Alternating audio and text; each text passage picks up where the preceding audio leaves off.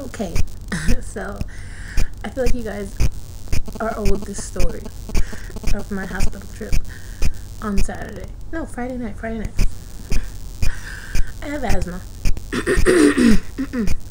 And a friend of mine, who shall remain nameless, Izzy, was smoking a lot back to back. So that upset my asthma. And of course, I don't have an asthma pump because it finished. So I needed like a treatment or whatever on the machine and shit like that. So I had to go to St. Barnabas Hospital in the Bronx. I don't know if you guys have ever been to St. Barnabas Hospital, but it's a ghetto fucking hospital. Dead ass fucking hood rat ass ghetto. So I go into the waiting room, and not the immediate waiting room, but like the second waiting room once you get inside where all the beds are and everything. And this dude comes over to me. I tell him what's wrong, blah blah blah blah blah. He starts me up with the fucking treatment. Like there's literally people right there. It's like I'm sitting there with like this fucking thing in my mouth, like whatever, having a fucking asthma treatment in the fucking waiting room. He takes out my information. He's like, "Oh, what's your name?"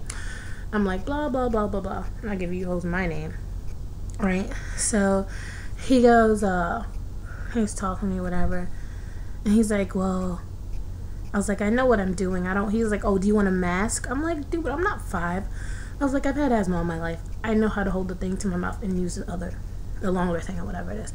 And he's like, oh, so you're 22, you're about to be 23. I said, yes, sir. He's like, well, how do you know you've had asthma all your life?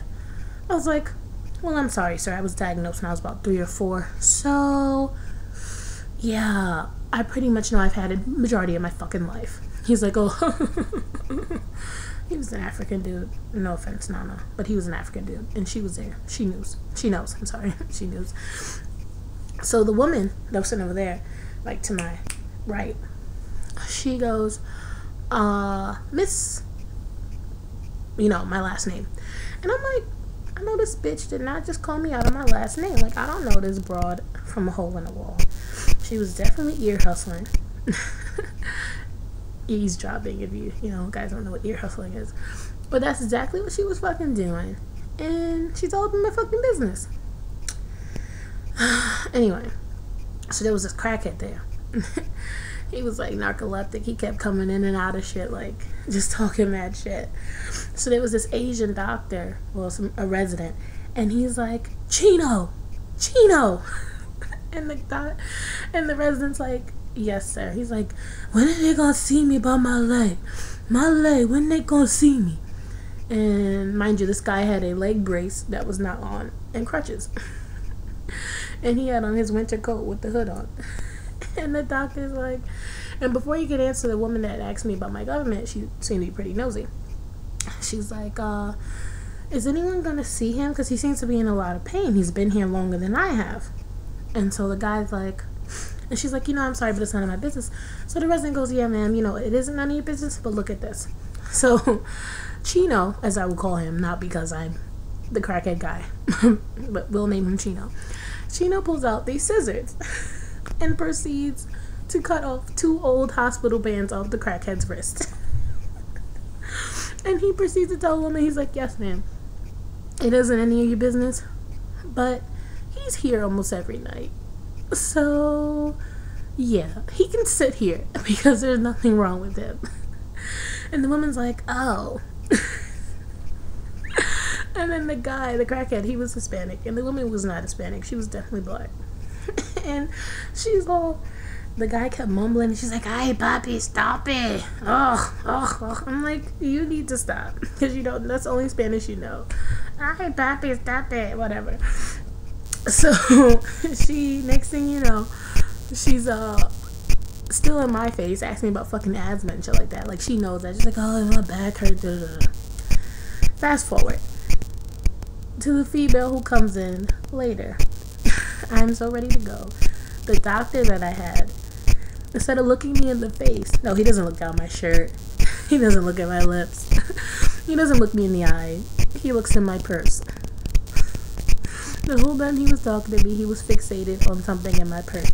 I did not have crack in my purse. I did not have jewels in my purse. I did not have Kool-Aid or candy canes in my purse. Just a wallet and some perfume. And he was grilling that like a motherfucker. Grilling the wallet and the perfume. So, as you know, let's fast forward. Let's rewind, fast forward, whatever. To the chick who came in the club. Who came in from the club. Apparently, I mean, this bitch's face was busted. I mean, like, busted lip, nose, fucking shit coming out of her nose. Her fucking teeth jacked up. All that shit. And she's like, yeah, this bitch. The doctor clearly said, you're gonna have to, hold on, I have a text message. Text message, cause here I come. Oh, that's from Amber, my roommate. She's back in Rough Buff. What's up, biatch? Anyway, so after the fucking, fuck was I saying? Shit, I hate when that happens. Yeah.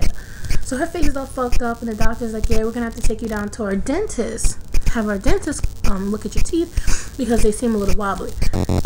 So she says, okay. Meanwhile, she leaves. Excuse me. And this bitch starts eating some shit. She's like, oh, I'm so fucking hungry. Ugh, like, popping her head and all this shit. Bitch started chewing on some shit.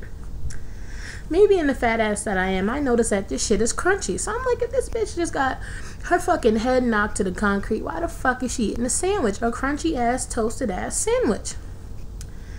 Broads, man, I tell you. So that bitch, she was fucked up. She looked a mess, too. I'm like, ugh.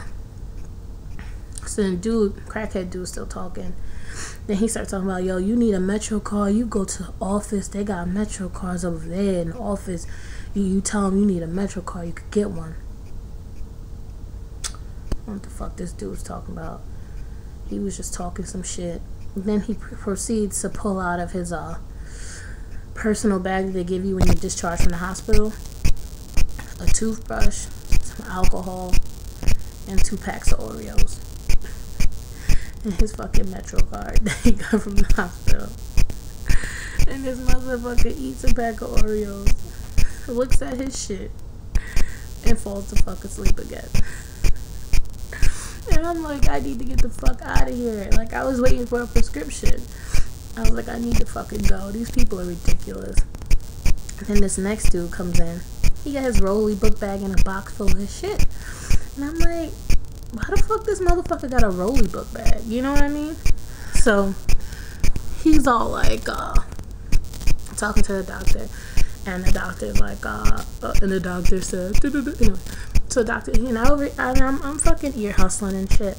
And he's like, yeah, you know, the last time I used was yesterday at 10 o'clock. And, I just want to get clean. That's why I came. I want to be clean. I got a job coming up. I need to be clean, you know? And I'm like, this motherfucker. Like, I've never seen no shit like that. You come in ready for fucking rehab, ready to go. She's like, what do you use? Yesterday I used cocaine.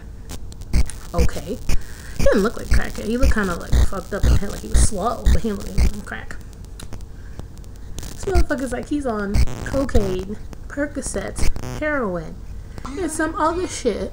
And I'm like, you're gonna die twice because that shit's ridiculous.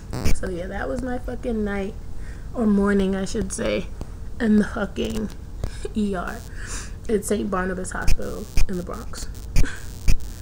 It was fun. I love crackheads. They're so nice. So nice. But never fucking again. I will die.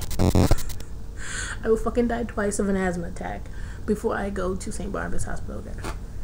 So, you're welcome for the story. Story time is over. Scallywags and scunions. Peace up. A-Town down. Now I gotta hit stop. Oh, and I'm out.